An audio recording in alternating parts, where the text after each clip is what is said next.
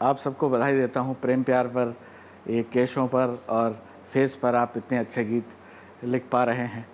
तो आदमी क्या है कि सारी ज़िंदगी प्रेमिका के केश पर और फेस पर उलझा रहता है और फिर सारी ज़िंदगी उन्हीं के केस फेस करता रहता है। लहर जैसी चपलता तो मुझ में भी है, अनकही एक विकलता वाह वाह तो मुझ में भी है। आप सबको बधाई देता हूँ प्रेम प्यार पर, ये केशों पर और फेस पर आप इतने अच्छे गीत लिख पा रहे हैं। तो आदमी क्या है कि सारी ज़िंदगी प्रेमिका के केश पर और फेस पर उलझा रहता है और फिर सारी ज़िंदगी उन्हीं के केस फेस करता रहता है। ये प्रेम करने वाला समझ सकता है जी। आदमी समझ सकता है। प्रेम के बारे में मेरी अलग सोच है, वो मैं प्रदर्शित करता हूँ अपनी इस कविता के माध्यम से। जी। मैंने कल्पना की है कि मुंबई से एक जहाज़ रवाना होता है। उस जहाज़ में वह तरह तरह के लोग बैठे हैं, कुछ प्रेमी प्रेमिकाएं भी हैं, कुछ नेता हैं, कुछ अफसर हैं, कुछ पुलिस वाले हैं, और वो जहाज़ पूरे भारत का भ्रमण करता है। जी। और जहाज़ में क्या क्या होता है मैं आपसे जुड़ने का प्रयास करता हूँ। उफ, ओह, आह, डोंट वरी, ये है मुंबई बंदरगाह। जहाज पर लिखा हुआ है नीति, नियम, न्याय और नैतिकता। जहाज पर लिखा हुआ है नीति, नियम, न्याय और नैतिकता। जहाज रवाना होने से पहले इन चारों नन्नों का बड़ा शोरगुल था। टिकट एक भी नहीं बिका, लेकिन पूरा जहाज फुल था।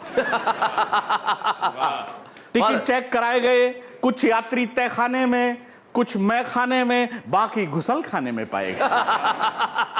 टिकट कलेक्टर सिद्धांत कोने में खड़ा खड़ा रो रहा था बेचारा, क्योंकि कुछ लोकतांत्रिक आत्माओं ने साले को चढ़ते ही मारा। अब मैं स्टार्ट होता हूं। अमेरिका से एक यात्री आता है, स्टैनली मॉरिस नोबल। वो जहाज में एक भव्य मंदिर देखता है, सोचता है भगवान के दर्शन कर लूं, पूरी यात्रा अच्छी निकलेगी। स्टैनली मॉरिस नोबल जो ही भगवान के मंदिर के दर्शन करके नीचे उतरा, तो ही एक चमत्कार हुआ, उसकी चप्पलें गायब थी। मॉरिस नोबल मंदिर की सीढ़ियों पर बैठकर रोने लगा। इतने में ही एक श्वेत धवल स्निग्ध और हिमाच्छादित देवदूत आकर उसे गीता का उपदेश देने लगा। कहने लगा, मां शुचः, शोक मत कर, धैर्य धारण कर, जो होता है वो होता है बिल्कुल सही, मुझे देख मेरी भी गई।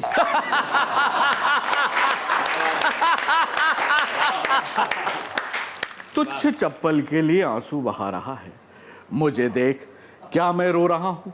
मैं रो नहीं रहा हूं, इसका मतलब ये नहीं है कि मैं आदमी बड़ा हार्ड हूं। मैं रो नहीं सकता क्योंकि मैं यहां का सुरक्षा गार्ड हूं। थोड़ा गम खा, थोड़ा ठहर ले, जुगाड़ होते ही किसी की भी पहन। और ये बात मैंने किसी से नहीं कहन रखी है, मुझे देख मैंने भी ऐसे ही पहन रखी है।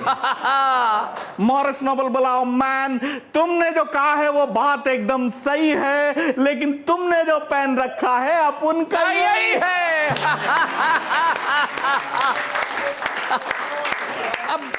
अब जहाज में कुछ प्रेमी प्रेमिकाएं होते हैं, नजर जी जैसे, सरताज जी बहुत प्रेमी प्रेमिकाएं, बड़े शानदार प्रेमी, जानदार प्रेमी, राजस्थान के प्रेमी। एक प्रेमी अपनी प्रेमिका से बोला अब की बार मैं तुम्हारी मांग चांद सितारों से भर दूंगा, और जुगाड़ नहीं बैठा तो तेरा कन्यादान कर दूंगा। एक दूसरा प्रेमी अपनी प्रेमिका से बोले तुझसे प्यार करके तो मेरी तकदीर ही जाग गई, मैंने तुझे इतने लव लेटर पोस्ट किए कि तू पोस्टमैन के साथ भाग गई। अब ऐसा कर, मैंने तुझे जितने भी लव लेटर लिखे थे वो सब मुझे वापस कर दे। प्रेमिका हड़बड़ाई घबराई चिल्लाई, लव लेटर लेके क्या करेगा? आहें भरेगा, मरेगा या ब्लैकमेल करेगा? प्रेमी बड़ा इंटेलिजेंट, राजस्थान का प्रेमी, बोला न बंदा आहें भरेगा, न मरेगा, न ब्लैकमेल करेगा, बस तेरा नाम काट के दूसरी का भरेगा। इतने में ही घोषणा होती है, passenger may I have attention please. हम आप सबके आभारी हैं क्योंकि आप जहाज पर भारी हैं। डूबने के 100% आत्मविश्वास और भरोसे के साथ ये घोषणा की जाती है, ये जहाज निश्चित रूप से डूबेगा क्योंकि ये सरकारी है। बहुत अच्छे। इसलिए तमाम यात्रियों को सूचित किया जाता है, जिन यात्रियों के पास में भारी, बेकार, फालतू और वजनदार वस्तुएं हों वो तत्काल समंदर में फेंक दे। बहुत बहुत धन्यवाद। ये घोषणा सुनकर यात्री जागने लगे, इधर उधर भागने लगे। एक अमेरिका का यात्री था, उसके पास में बहुत सारे डॉलर्स थे, उसने समंदर में फेंक दिए, बोले हमारे देश में डॉलर्स की कोई कमी नहीं है। एक जापान का आदमी था, उसके पास में बहुत सारे सॉफ्टवेयर कंप्यूटर थे, उसने समंदर में फेंक दिए, बोले हमारे देश में सॉफ्टवेयर कंप्यूटर की कोई कमी नहीं है। एक पाकिस्तान का आदमी था, उसके पास में बहुत सारे हथियार थे, उसने समंदर में फेंक दिए, बोले हमारे देश में हथियारों की कोई कमी नहीं है। एक हिंदुस्तान का भी था।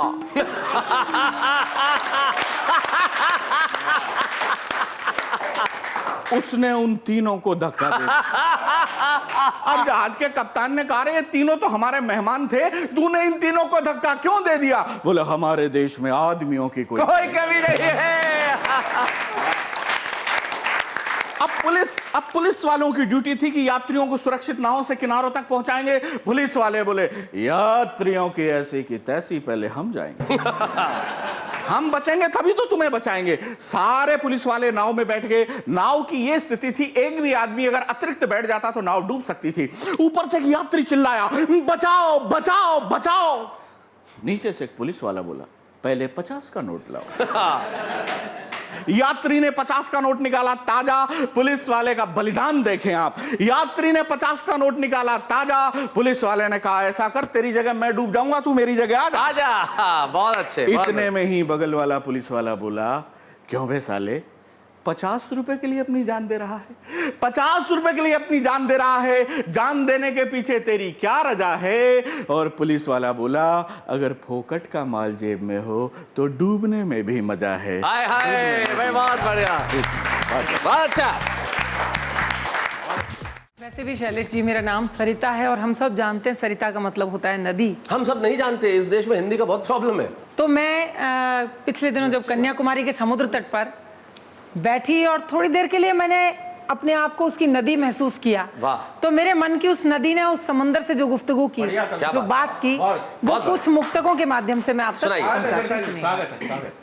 लहर जैसी चपलता तो मुझ में भी है, अनकही एक विकलता वाह वाह, तो मुझ में भी है। क्या बात है। मैं नदी हूँ किनारों में सिमटी, मगर हाँ, एक समंदर मचलता तो मुझ में भी है। भाई क्या बात है, एक समंदर भाई बहुत बढ़िया, वाह वाह, तो मुझ में भी है। बहुत बढ़िया सरिता जी। एक समंदर मचलता तो मुझ में भी। और स्त्री और नदी जीवन भर क्या करती है, सुनिएगा।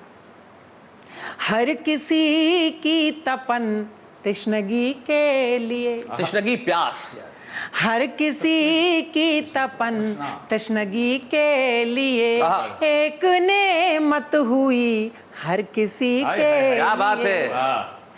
हर नदी उम्र भर उसकी खातिर चली, कब समंदर चला है किसी के लिए। बहुत बढ़िया, वाह वाह वाह वाह वाह वाह वाह वाह। कब समंदर चला नदी के लिए, भाई क्या बात है, वाह वाह वाह वाह, बहुत बढ़िया।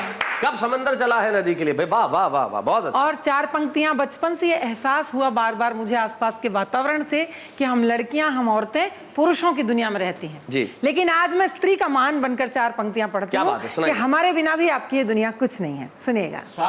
कि है विसंगति अजब कैसा संत्रास है विसंगति अजब कैसा संत्रास है, हर लहर में मचलती कोई आस है। पानी पानी समंदर मगर फिर भी क्यों, एक मीठी नदी की इसे प्यास है। मीठी नदी बहुत बढ़िया बात है, इसे प्यास है। और साहब, कभी आपने जल में पड़ती हुई चांद की परछाई देखी हो जी, तो याद कीजिएगा वो मंजर और मेरी 4 पंक्तियां सुनिएगा। क्या बात कि चांद ने भेजी पायल नदी के लिए, चांद ने भेजी पायल नदी के लिए, चांद ने भेजी पायल नदी के लिए, नदी के लिए, है किनारे भी घायल नदी के लिए, नदी के लिए। पर नदी तो दीवानी समंदर की है, पर नदी तो दीवानी समंदर की है समंदर भी पागल नदी के लिए। हाय हाय हाय, क्या बात है, बहुत बढ़िया। नदी के, और आखिरी मुख तक पढ़ती हूँ। जी जी सुनाइए। जिंदगी की एक सच्चाई कि अध खिली रात रानी अधूरी लगी। क्या बात है। अध खिली रात रानी अधूरी लगी, हर कथा हर कहानी अधूरी लगी, काटनी थी उम्र काट आए मगर बिन तेरे जिंदगानी अधूरी लगी, अधूरी लगी, बिन तेरे जिंदगानी। बहुत शुक्रिया, बहुत धन्यवाद, बहुत शुक्रिया। क्या बात है सरिता जी, वाह वाह।